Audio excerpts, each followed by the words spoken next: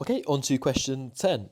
And it's looking at this. So you've got a line K has got this equation here. Then whenever you're given a line in this form, get it into the form y equals mx plus c. So just rearrange it a little bit. So that's going to go to 5. Let's go right down here. So 5y is equal to 4x take away 17. I'm just kind of rearranging it quickly. So y is going to be equal to 4x over 5 minus 17 over 5. I'm dividing through by 5. Okay, so the question is saying the line passes through the points here. Take the correct statement about lines K and L. Lines are parallel, perpendicular, or they're neither. Now, right, so that's if it's talking about parallel and perpendicular, you want to work out the gradient of the line, which you can now do nice and easily. The gradient of this line, so this is line K, the gradient is going to be 4/5. So m is 4 over 5, which is this part here. Now, I've been also been given line L with these 2 points. I can work out the equation of that line really easily because the gradient m will just simply be the change in the y. So let's just go and do 16 take away 6 over the change in the x. So minus 5 take away 3, which will be 10 over minus 8, which is the same thing as minus 5 over 4. Now, I can see that these gradients here are perpendicular. I know that because this is the negative reciprocal of this. If you flip this, so you put the 4 on the bottom, 5 on the top, which you've got here, and make it negative, you have perpendicular gradients. Or in other words, to be really fancy here, if you've got 2 gradients, so gradient 1 and gradient 2, and you times them, and if they're perpendicular, they will equal minus 1. So basically, right, if you go and say, if you take 4/5 and you times it by minus 5 over 4, you do get minus 1. Therefore, the lines will be perpendicular. Okay, so it's going to be this one. There we go. And I've shown working to support my answer. That's going to be absolutely fine. That's plenty. Good. Question 11. Expand and simplify this here. Okay, so I can see I've got a pair of double brackets here, plus this. Let's just go and consider the first pair of double brackets. So, expanding the brackets using FOIL, that's going to go to 6x to the power of 5, laws of indices, so 6x to the power of 5. You've then got 2x cubed by plus 4, which is going to be plus 8x cubed, plus 8x cubed. You've then got the minus sign by the 3x squared, so minus 27x squared. And you've got the minus sign with the plus 4, which is minus 36. Okay, and then you've also got the bit over here, which we'll go to. We're going to do that bit separately, actually.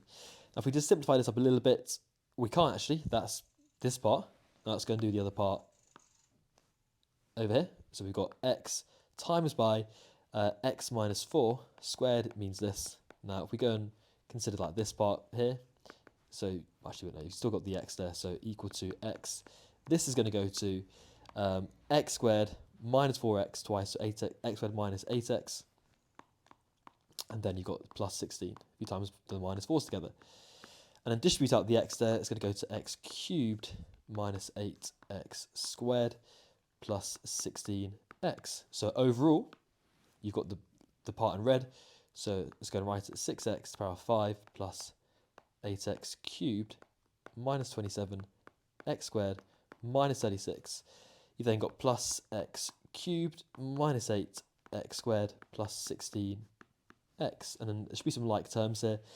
You've got 8x cubed, you've got a plus x cubed, and you've also got a minus 27x squared and a minus 8x squared, and that should be it. So overall, you've got 6x to the 5, then we've got the next part is the x cubed, so that will go to 9x cubed, or that's not really neat, that 5, is it? So 5, there we go. You've then got the x squared part, which will go to minus 27 minus 8 is minus 35, so minus 35 x squared. So I've done this part, I've done the cube parts, I've done these parts, I've still got the plus 16x, and I've got minus 36. Now, it's quite a lot of terms there, let's just double check that, but we should be good. So 6x5 plus 9x cubed, yeah, good, we're all good. Okay, actually what time are we on? 19:54, okay. Good. Question 12, we've got this square-based pyramid, I think. Yeah, square base horizontal ABCD with length of 15. V is above X and VA is 28, which is this diagonal over here. Work out the size of angle VA makes with the plane ABCD. Now, what's this really asking for? So VA is this over here. Okay, now makes with the plane here. So the way to think about this, right, with this kind of question, you always want a right angle triangle. Yeah, it's kind of a bit like the 3D Pythagoras trig stuff. Now, I can go and get this angle here, VA, which is, because this is VA with the plane ABCD, it wants this angle here. That's the angle that it wants, okay? Now, the thing is, right, to get this angle, I need some information. I've got one side which is useful. I need either this side or this side. Now, what I need to recognise is that X is in the middle of this here. Now, to make this a little bit clearer, I can actually go and use a bit of Pythagoras.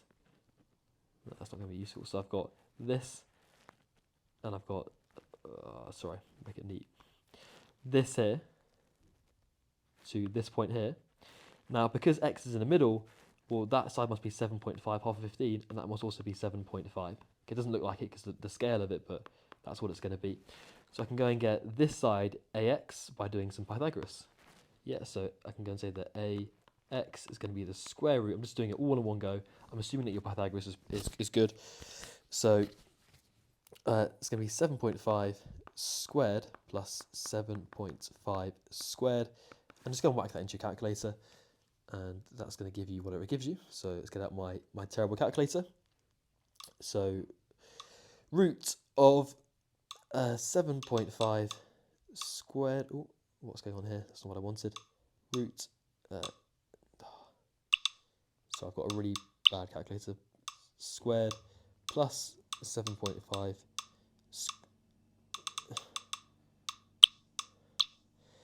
Okay, so I'm getting it to be 10.607. Okay, so roughly 10.607. So that's going to be this bit here. And then I can go and get the angle by just doing a bit of trig. So what I've now got is the red triangle, which I go and draw over here. So I've got this situation where I now know that this is the angle I want to get. That's the right angle, which is useful. The base of it is the 10.607, and I know that this diagonal is 28. It's going to be the cosine, isn't it? So that's the adjacent side. That's the hypotenuse. So I can go and say that cos of the angle x is going to be the adjacent 10.607 over 28. So x must be the cos inverse 10.607 over 28. Okay, so therefore, again using my terrible calculator, which takes about 3 years to use, shift cos and then 10.607 over 28, 67.7 is what I've got it to be. Okay, so 67.7 to 1 decimal place. That should be good. Let's just go and check the mark scheme. Oh, let's use the yellow. Okay, but that should be good.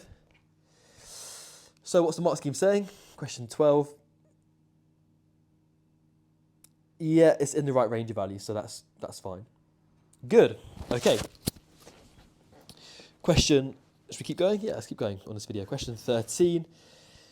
We've got this. So what is equivalent to this? Now, if you have x to the minus 7, so an indice to a negative power, you take the reciprocal like this. So x to the minus 7 will just go to 1 over x to the 7. But you've got the 3 on top, so it's going to be this one. Part B, you want to simplify this. Now, leave the top as it is. You've got 12w to the power of 8 over. Now, distribute the square to the 4. So 4 squared is 16. And then you can go and do the power law. So 3 times by 2, w to the 6. And then you've got 12 divided by 16, which is going to be, you can divide by 4, can't you? So 3 quarters. So 3 quarters. And then you've got w8 divided by w6, take away the powers, w2. So 3 quarters w squared, that's going to be the answer. Okay, check the mark scheme, 13a, good, 13b, good. Now you can write this in different ways. You know, you could write this, if you wanted to, as 0.75 w squared. You could write it as 3w squared over 4. They all mean the same thing. But personally, this is how I would like to write it. Question 13c. Now, you've got this where c and d are positive integers. Work out the least possible value of c and d. Now, okay, I want to actually write the roots in terms of indices. Now, if you didn't know, like the square root of something, you can write as a fractional power, power of a half, or the cube root of something, you would write as a to the power of 1 over 3, for example.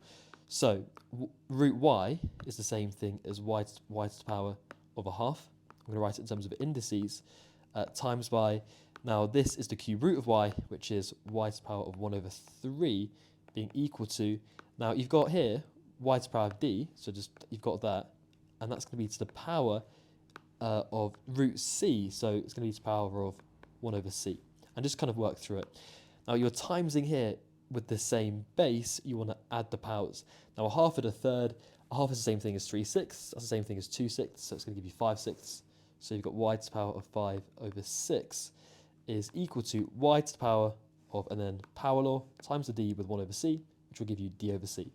So y to the power of d over c. Now you've got the same basis here. You've got a y, you've got a y, it doesn't look like a y, but it is a y, sorry. And you've got indices here. So if these are equal, it must be true that, well, the powers are equal. So d must be equal to 5, and c must be equal to 6, okay, by comparing the parts here. Okay, so that should be the answer. Quite a nice question on actually, 13c. C is 6 and D is 5. Good. Excellent. Question 14 looks terrific. These are actually really easy questions. Basically, right, because you're timesing everything, you just want to go and factorize and stuff and it will cancel out. So on the first part, just keep it as 15a squared. On the bottom, you're going to go and factorize it. So it's going to be 8 and minus 2. So a minus 8 and a plus 2. I've just factorized the bottom part. I'm timesing through by, now this I can recognize, I can take out a 4 from this and write it as 4 bracket 2 minus a over 3a. Now, this is a plus 2, that's 2 minus a, so it's kind of like the opposite to what I want, isn't it? So what can I do here? Have I done this right? Sorry. 4 times 2, 8 minus 4a. Yeah, that's fine, isn't it? Ah, sorry, that was a really silly mistake. That's a plus 8, that's a minus 2. Going too quickly, sorry. That should be a plus 8, and that should be minus 2. Sorry, guys. Now, it's still a bit awkward, isn't it? But what I can go and do, right, is from this bit, I can actually go and factorize out a minus 1. Yeah, so from 2 minus a, I'm going to go and take out a minus 1 like that, and write it as a minus 2. Because it means the same thing. That's going to give you minus a, this part here, plus 2 with the 2 negatives. So then that 4, I can take out and make it minus 4. Okay, so I'm going to go and write this as minus 4 bracket a take away 2. They mean the same thing. And that's now good because these are going to cancel because you're timesing, you can just cross cancel here. And also you've got a 3a here and a 15a squared. I'm going to divide through by 3a, so the 15 will go down to 5 by dividing by 3, and I can take out an a from there. So on the numerators, I've just got 5a times by minus 4, which is minus 20a, minus 20a over, on the bottom, I've just got a plus 8, so a plus 8. So I can just write that as minus 20a over a plus 8. And that should be correct. That should be fine. So let's check the mark scheme there. Question 14. Yeah, we're looking good.